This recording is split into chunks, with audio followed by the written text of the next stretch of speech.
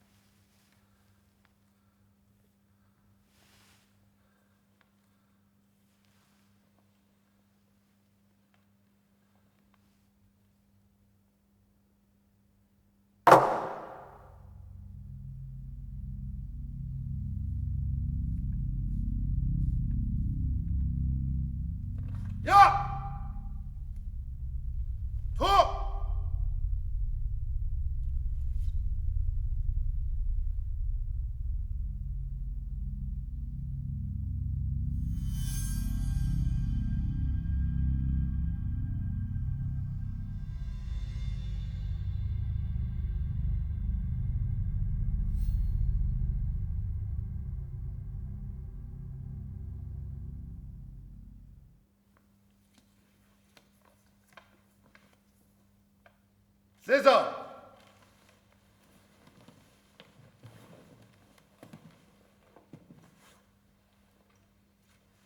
Nutore.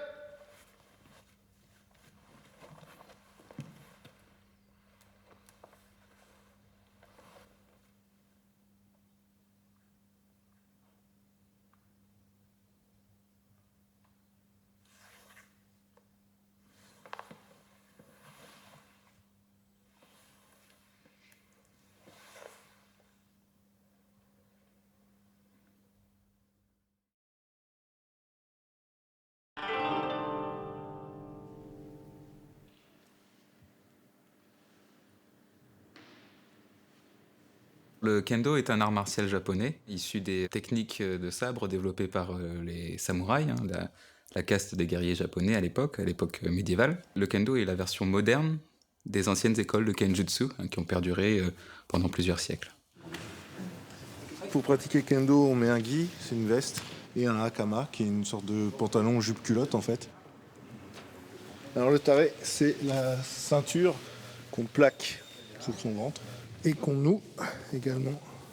Après, on revêt le dos, c'est le plastron. Voilà, on vient poser le tenugui le long du crâne, on s'arrête bien derrière la tête, on passe un pan d'un côté, un pan de l'autre. On pense bien à venir replier là-haut, là, pour éviter d'avoir le petit drapeau qui dépasse. Ça ne doit pas se voir. Allez, maintenant, on va mettre le men. On va venir tirer là tranquillement ces cordons pour se faire de la place. On positionne menton, front. On va venir tirer là, sur les deux lanières. On tire, on tire, on tire. Une fois que c'est tiré, on va commencer à ramener les cordons derrière soi et on fait un nœud, comme sur les chaussures. D'abord un nœud plat et ensuite deux boucles. Et regardez comment il fait, il attrape en même temps le cordon qui dépasse pour faire en sorte que la boucle et le lacet dépassant soient de la même longueur. Il y a les 4 frappes fondamentales qu'on appelle Yuko Datotsu, les frappes valables, qui donc donnent un ippon en situation de combat. Dans ces groupes-là, on retrouve donc les coupes, donc Men-uchi, Kote-uchi, les coupes do-uchi, Migi-do, Hidari-do, et enfin la pique à la gorge, Nodotsuki. Cet éventail de techniques a été volontairement réduit pour ne pas se focaliser sur un long apprentissage des techniques du sabre, mais plutôt pour essayer de les mettre en place dans une relation duel. Vu de l'extérieur, ça peut paraître assez répétitif, mais de la répétition vient la perfection. Je crois qu'il faut toute une vie pour maîtriser ces 4 coups et pouvoir les utiliser à bon escient et quand on en a envie pendant un combat.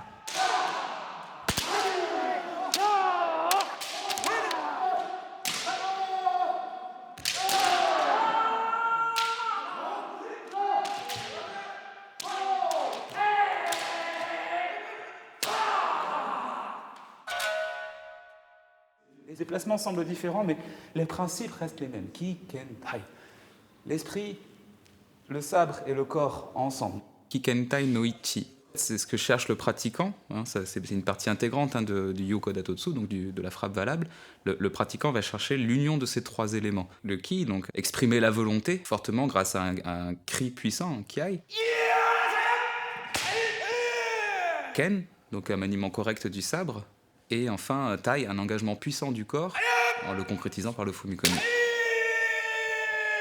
N'oubliez pas l'importance de ces 3 éléments. C'est l'unité de ces 3 éléments qui validera, entre autres, le ippon. Kikentai no Ichi, c'est quelque chose qu'on ressent quand on tire à l'arc ou quand on joue au basket. Parfois, on lance le ballon, on sait déjà qu'il va rentrer. Et le but de l'entraînement, c'est que ça ne soit plus seulement de la chance, mais qu'on arrive à reproduire cette sensation à chaque fois qu'on frappe.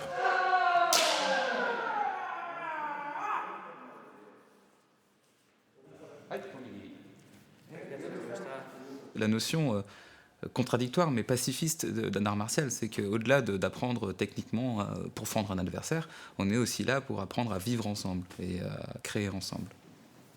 Le Japon, c'est un petit pays avec de nombreux habitants. Donc pour eux, vivre harmonieusement en société, ça a une importance vitale. Donc c'est normal de retrouver ces mêmes principes dans un dojo. On pratique dans la même optique, c'est-à-dire qu'on essaye vraiment de s'entraider pour tous progresser. L'avantage d'avoir un club jeune, c'est qu'on a quasiment tous commencé en même temps et donc qu'on évolue à peu près au même rythme.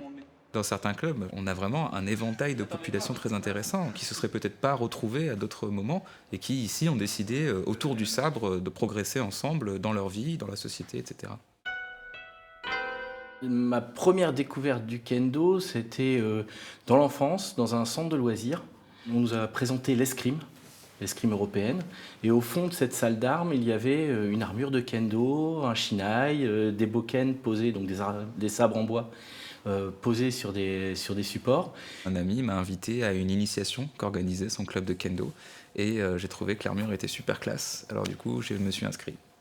Le kendo a une place importante dans la société japonaise. Hein. C'est à la fois dans la culture et dans l'époque moderne. Hein. J'ai grandi avec les animes, les mangas, la culture japonaise en fait, et j'ai toujours baigné dans cette culture-là, et ça a toujours été quelque chose qui m'attirait. La culture manga et la culture japonaise, et également du cinéma américain avec les Star Wars, des choses comme ça. Je pense qu'on sans doute influencé, sans doute mes choix. C'est vrai qu'à la fin des années 90 et au début des années 2000, il y a eu comme ça une mode du cinéma d'arts martiaux qui a pénétré un peu le cinéma hollywoodien. Zatoichi et choses comme ça, c'est des films qui m'ont marqué, mais les 7 samouraïs aussi. T'as un duel entre un des 7 samouraïs et un espèce de samouraï fanfaron. Et il veut pas se battre, le samouraï, et il propose un duel avec un sabre en bois. Et l'autre refuse en fait, et il veut se battre avec un vrai sabre, et tant pis pour lui. Et voilà, il se fait pourfendre très facilement par le samouraï. Tout le monde peut faire du kendo à tout âge. Au Japon, on commence à 3 ans. Et on en trouve à l'école, dans l'enseignement des enfants, on en trouve dans des clubs sportifs, dans les clubs universitaires. L'avantage quand même du kendo, c'est que grâce à l'armure et au fait que les coups ne soient pas portés directement sur le corps du partenaire, on peut pratiquer, quel que soit le gabarit, quel que soit le sexe, les hommes et les femmes pratiquent ensemble. Il n'y a pas de limite d'âge, il n'y a pas de limite de début, il n'y a pas de prédisposition physique ou psychique à avoir. Tout le monde peut pratiquer le kendo. Merci.